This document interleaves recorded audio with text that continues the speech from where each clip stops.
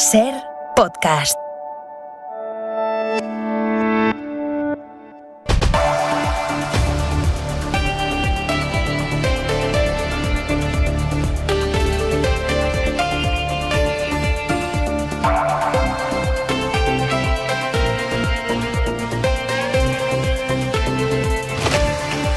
La variante Omicron se contagia ya en España.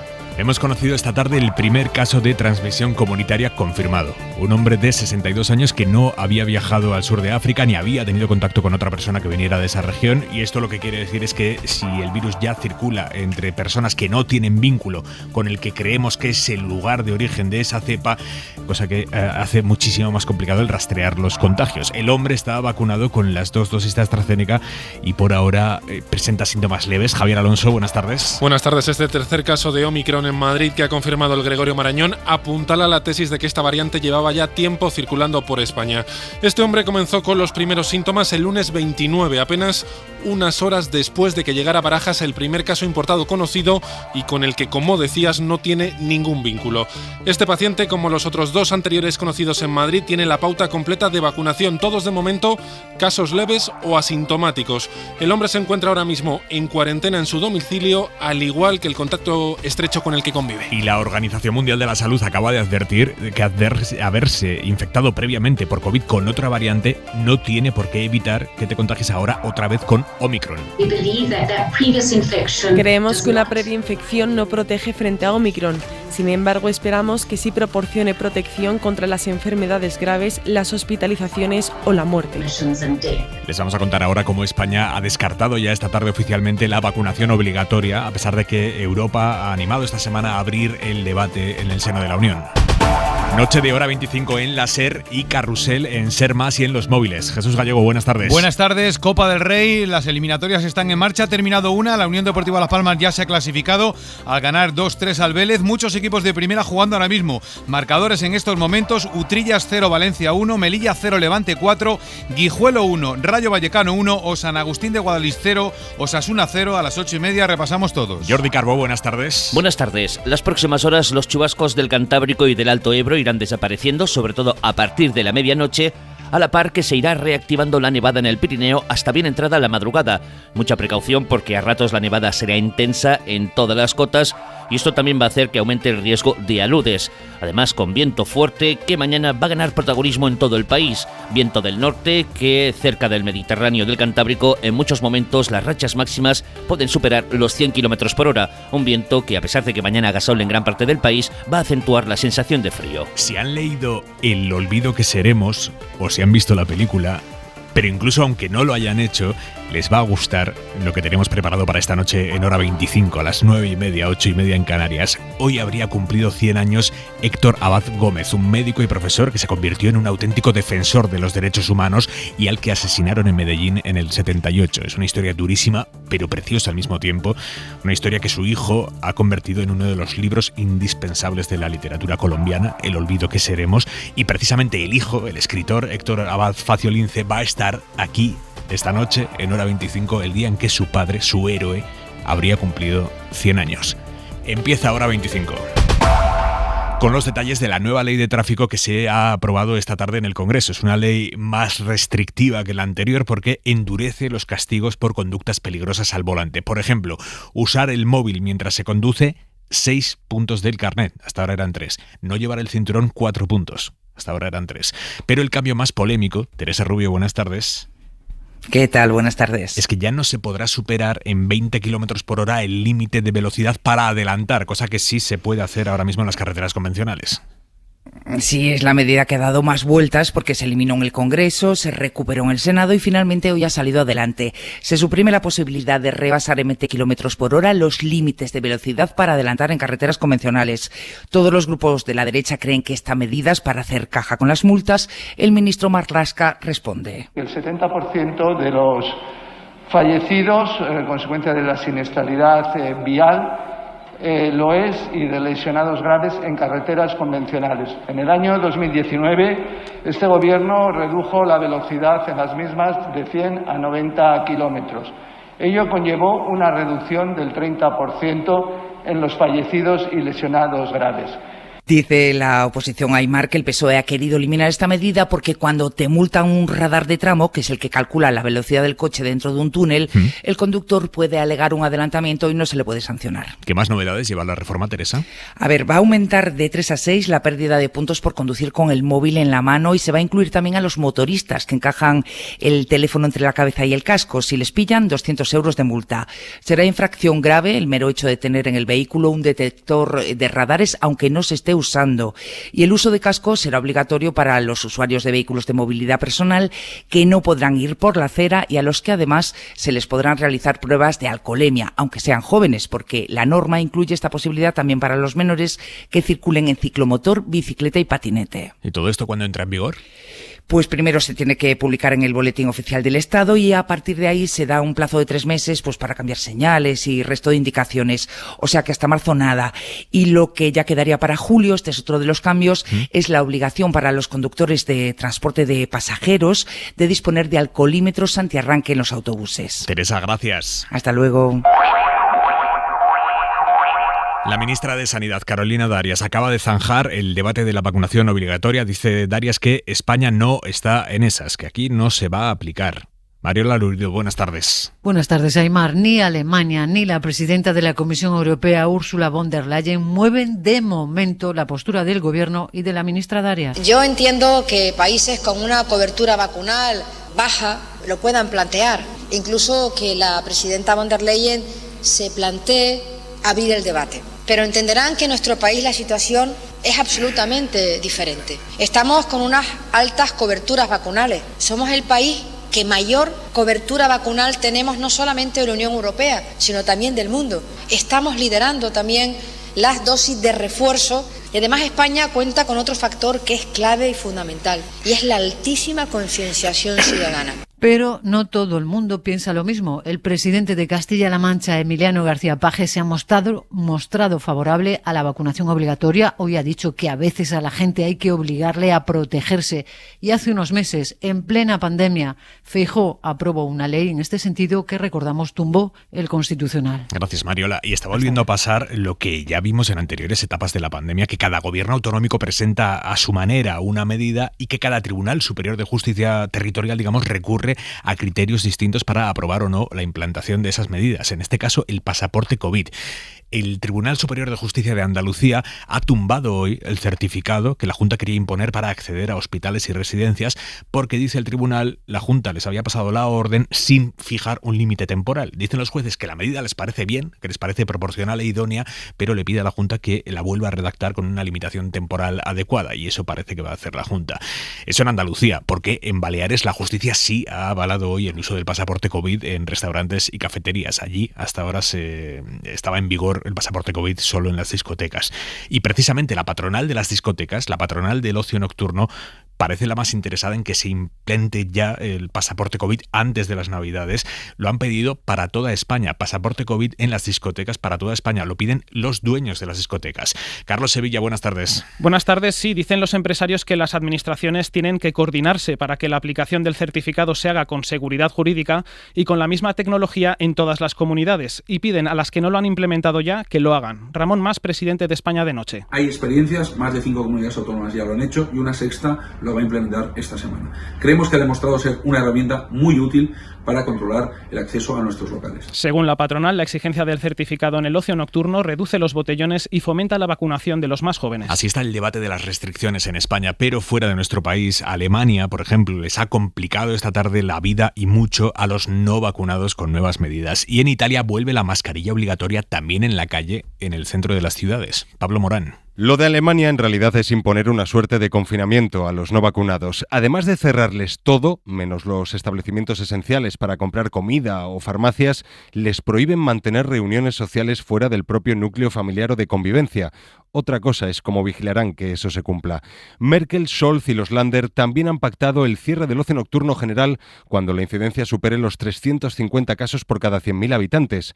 Este jueves están en 439 casos y además han pactado una futura ley de vacunación obligatoria. Una ley que Merkel anuncia para el mes de febrero y que tendrá que ser aprobada antes en el Bundestag, aunque la mayoría de los partidos están a favor de esa inmunización.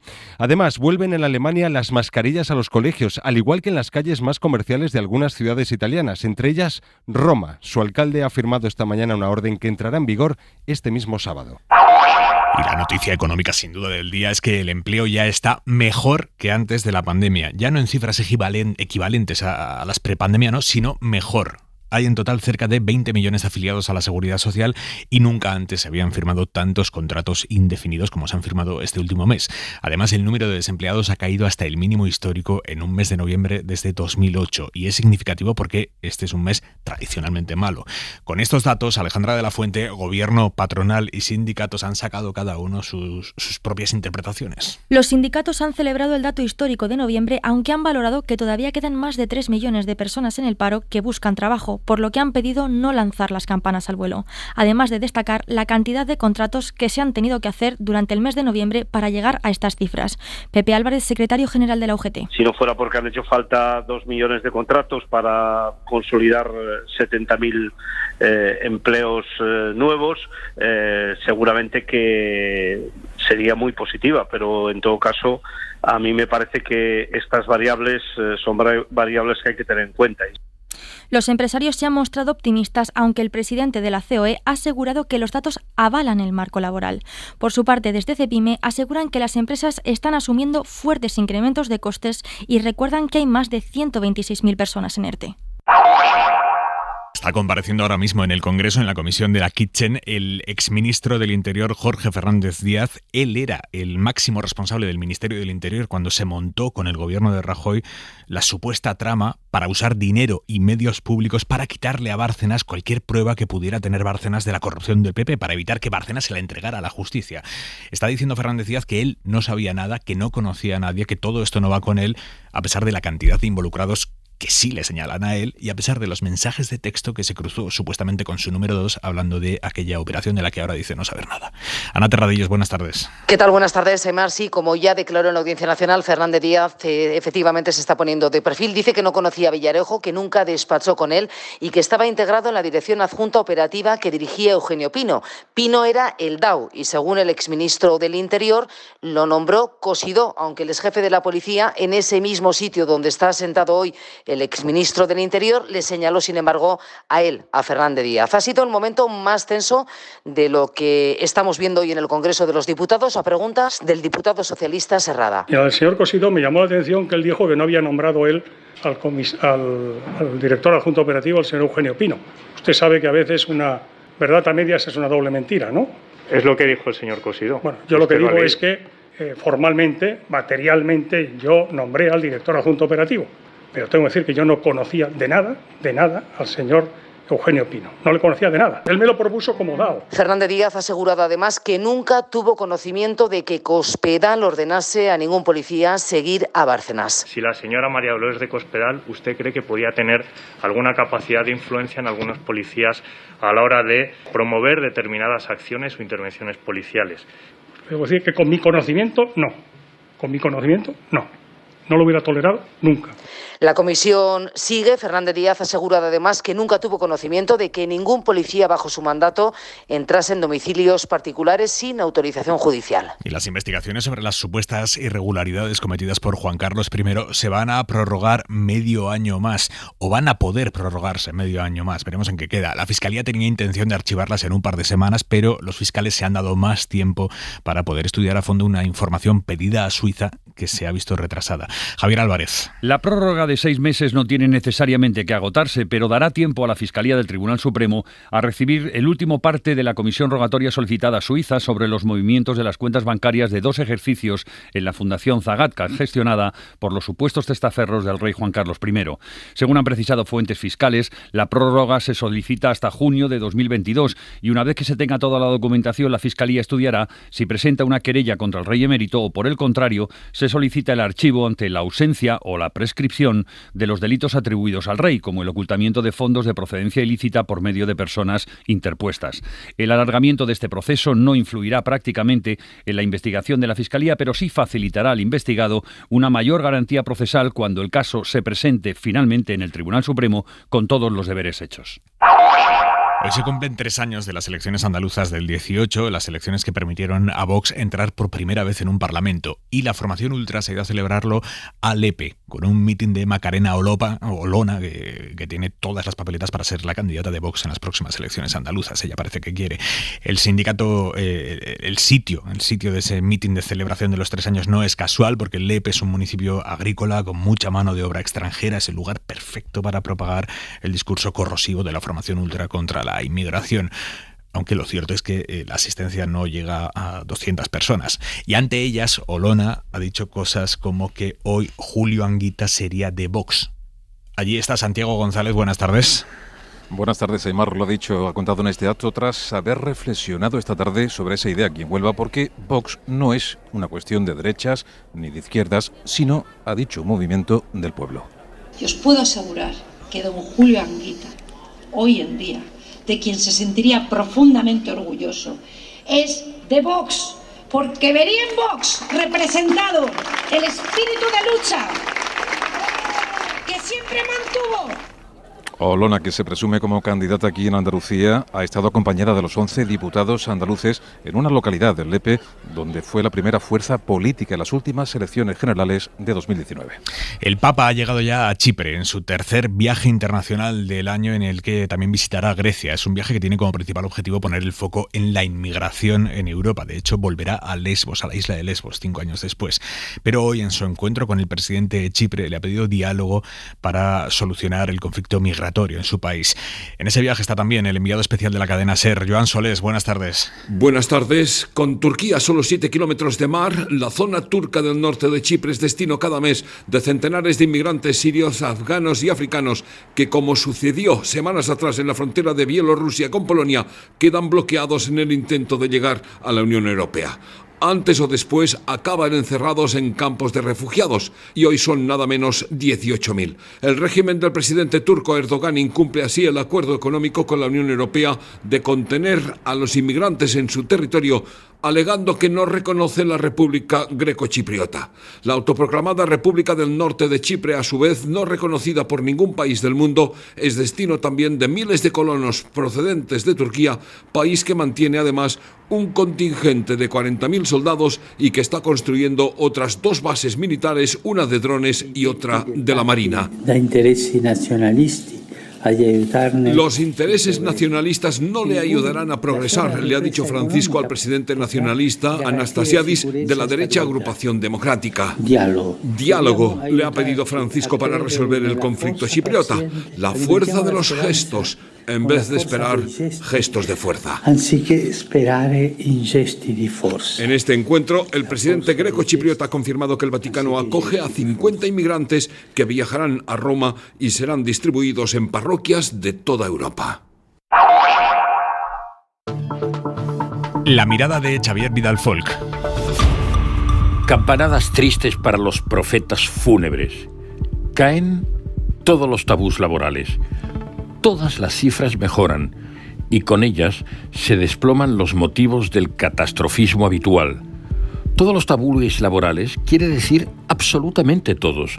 Cae el paro a 3,18 millones de personas, igual que a final de 2018, como si no hubiera habido esta última crisis. La ha habido, pero se nota en otras cosas, y es el mejor registro de noviembre desde antes de la anterior gran recesión en 2008. El número de contratos indefinidos también asciende a su máximo en toda la historia en un mes, el 14% del total. Eso significa que la lacra de la contratación temporal sigue, pero puede vencerse. Cae el número de trabajadores en ERTE a 125.632 personas contra 3,6 millones en abril de 2020.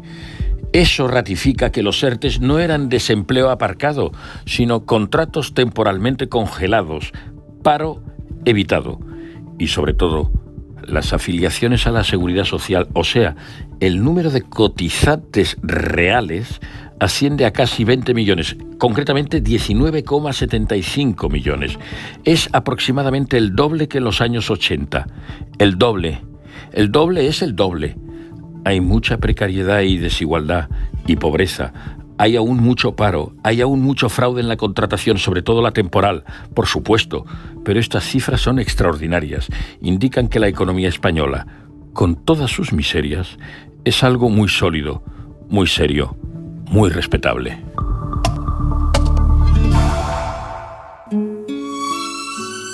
Hora 25. Aimar Bretos. Uno se cree que los mató el tiempo y la ausencia, pero su tren vendió boleto de ida y vuelta.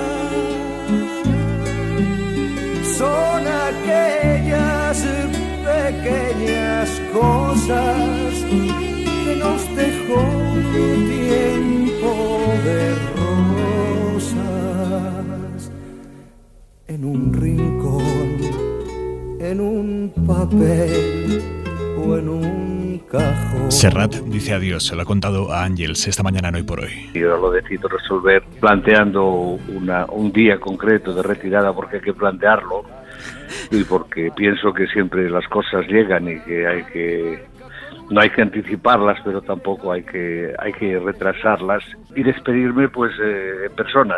Si se la han perdido y quieren escuchar la entrevista a Serrat en Hoy por Hoy, la tienen ya en Ser Podcast, minuto 25 de Hora 25. Suscríbete a Hora 25. Todos los episodios y contenidos adicionales en la app de Cadena Ser y en nuestros canales de Apple Podcast, Spotify, iVoox, Google Podcast y YouTube. Escúchanos en directo en la Ser de lunes a viernes a las 8 de la tarde.